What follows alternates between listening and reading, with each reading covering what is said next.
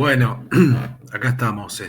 Portada que por supuesto tiene su elocuencia y visibilidad sin duda, ¿no? De que nuestro objetivo acá es el hasta cuándo, pero entendiendo que este hasta cuándo es para todo, lo que engloba la sensación de pensar que Argentina vive en un eterno loop en el cual siempre acusamos o avisamos que se vayan todos o que no vuelvan más o que nunca más y otro nunca más.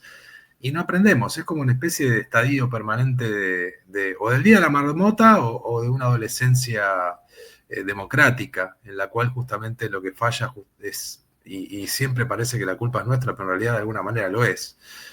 No es solamente el contexto de lo que permitimos que pase en la política, sino justamente es nuestro rol ciudadano que tiene muy poca potencia. Cuando digo poca potencia es, bueno, hay otros países en los cuales la opinión pública es tan contundente para terminar con casos de corrupción que imprimen esa celeridad para que las instituciones funcionen.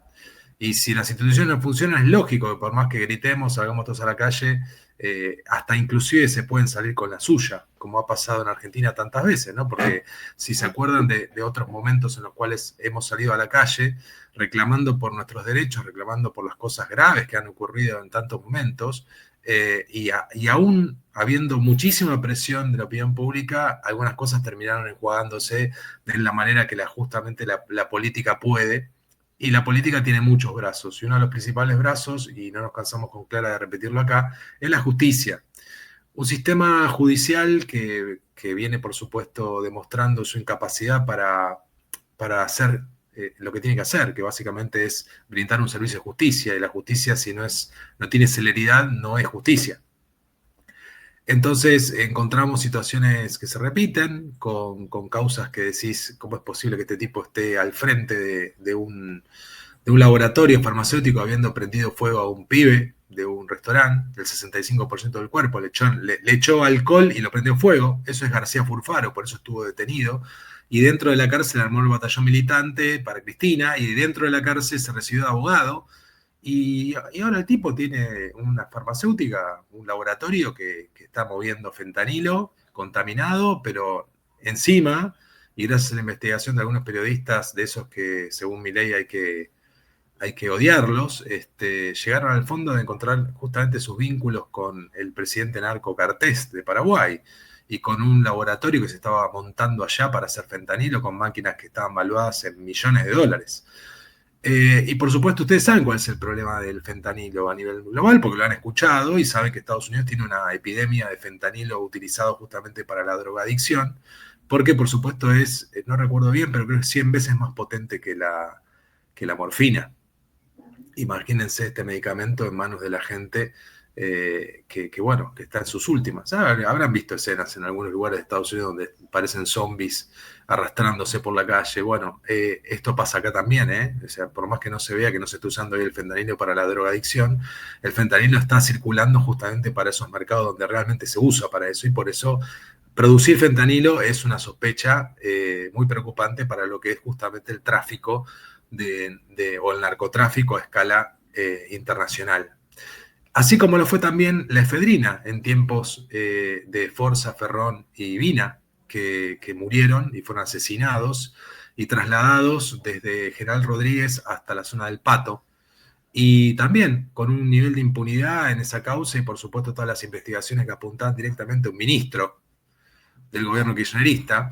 Y este hombre también tiene vínculos con el gobierno kirchnerista, por supuesto. Y mucho más elocuente fue el bloqueo que tuvo en el Congreso la comisión investigadora que intentaron desde la bancada del PRO armar para investigar lo del fentanilo, y lo bloqueó el kirchnerismo. Bueno, a ver, vuelvo a lo mismo.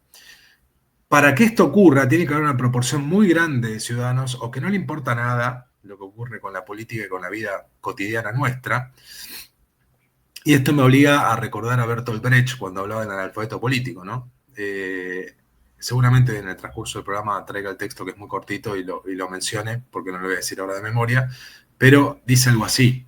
El analfabeto político es aquel que se ensancha el pecho, se golpea el pecho diciendo que odia la política y que por supuesto se jacta de ello.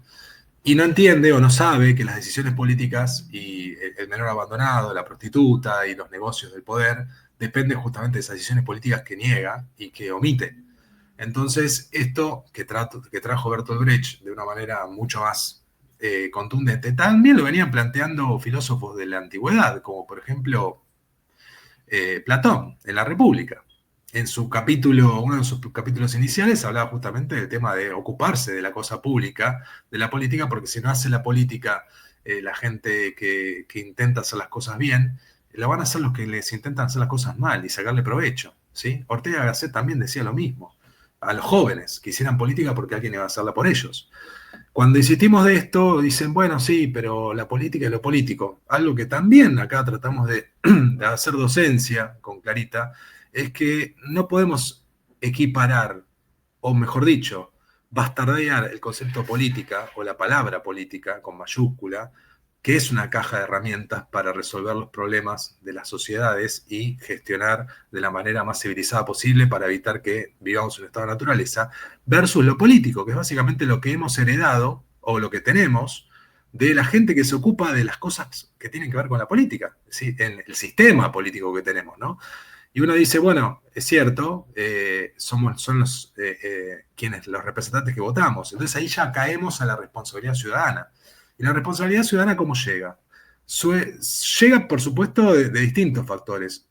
No voy a negar que el componente emocional, el componente más que nada vinculado con lo no racional, prima y es muy fuerte en las elecciones, pero también incide mucho la educación, algo que también con Clarita defendemos a rajatabla acá, que si no revertimos el estado de desinversión en la educación que fue trasladada a las provincias por la gestión de los 90 del menemismo, tenés provincias que absolutamente tienen abandonada la educación, ¿no? Nacho Torres lo tuvimos en uno de los primeros programas que habíamos hecho en Sin Saco Política y recuerda que contaba el desastre que había ocurrido con la provincia de Chubut y la educación que estuvo casi 3 años sin tener clases.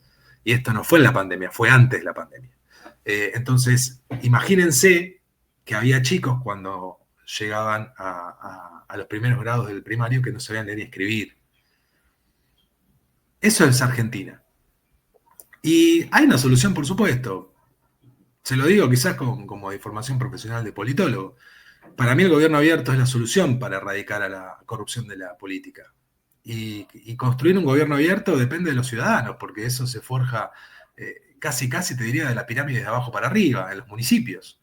El municipio que trabaja en gobierno abierto es el municipio que tiene al ciudadano muy cerca, porque es el ciudadano que puede monitorear y tiene las soluciones más rápidas, porque son ágiles los trámites, porque está transparentado el proceso, porque los gastos y los consumos y demás se ordenan de manera visual y cualquier ciudadano puede acceder a ellos y hacer una trazabilidad de cómo es el gasto, como países como Australia o como los países que tienen realmente mucho interés en que la corrupción no sea un problema.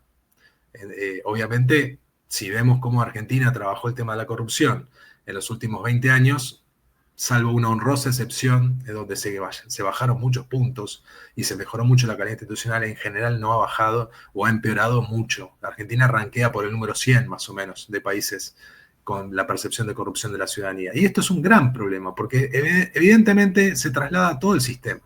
Y todo el sistema que permite que pase estas cosas escandalosamente, y escuchando quizás a un ministro de modernización que dice que, bueno, ahí está el ANMAT, que deberíamos dejarle a los médicos que decían por nosotros, los médicos hacen juramento hipocrático y está buenísimo que ayuden y siguen haciendo lo que tienen que hacer en situaciones muy complicadas, pero los laboratorios son un poder muy fuerte y tiene que ser controlado.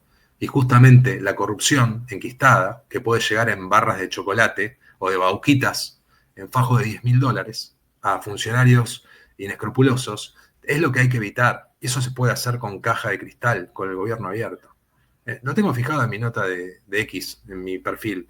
Y he escrito hace mucho de este tema y por supuesto que conozco mucha gente que habla sobre el gobierno abierto hace mucho tiempo, que ha trabajado en municipios, se ha transformado en la realidad de muchas localidades, mejorando la gestión pública. Pero por supuesto que este cambio no puede darse si la clase política, que es la que no permite que se sancione ficha limpia, plantearle algo así como gobierno abierto me parece una utopía. Por eso mismo, construir ciudadanía es básicamente un esfuerzo ciudadano y en cada momento que podamos decirle, che, esto tiene solución. La solución no es con estos políticos de mierda que tenemos, ni con esta casta política que está afincada también al Poder Judicial. Esto cambia si realmente somos conscientes de que estamos llegando a un límite de degradación cultural y degradación social que no tiene vuelta atrás. Y hay países vecinos nuestros que tienen un nivel de violencia muchísimo más alto que el nuestro, pero ¿saben qué pasa? Cuando se resquebraja todo, no se puede frenar. No se puede frenar. Y hay situaciones que no tienen vuelta atrás. Por lo tanto, ¿esta hasta cuándo? Es una invitación a que este hasta cuándo sea, hoy es el primer día de un cambio drástico de nuestro país y depende exclusivamente de nosotros. Si no, realmente no vamos a cambiar nada. Por eso mismo vienen las elecciones y cuando veo la lista digo, en todo ese mar de mediocridad, de inmundicia, de corrupción, de connivencia, hay gente que intenta hacer lo que puede. Estas son elecciones legislativas, no son elecciones que vayan a cambiar justamente el Poder Ejecutivo. Así que tratemos de buscar a aquellos que pueden. Y les voy a decir una cosa más. El haber quitado las PASO fue calculadísimo, porque las PASO es un instrumento que permite justamente sostener esas minorías en coaliciones que pueden ayudar a representar a muchos más. Hay mucha gente que se está quedando afuera de las últimas elecciones en cuanto a representación. Y esto es un problema que tenemos que mencionar y comentar. Lamento que hayan tenido la situación absolutamente vaga y mediocre de criticar a las PASO sin entender por qué existieron las PASO y cómo los países que tienen enormes problemas en su sistema de partidos políticos no entiendan que esto fue justamente en vías de mejorar esta cuestión y que pudiéramos tener un sistema político tendiente a mejorar, no a empeorar. Pero bueno, hay personas que se dedicaron a atacar el único último esfuerzo republicano potente que había tenido los últimos 100 años de peronismo. Y lo que hay es otro peronismo, es otro peronismo disfrazado de violeta, con mucha gente que cree que la tabula rasa implica seguir haciendo negocios en otro lado.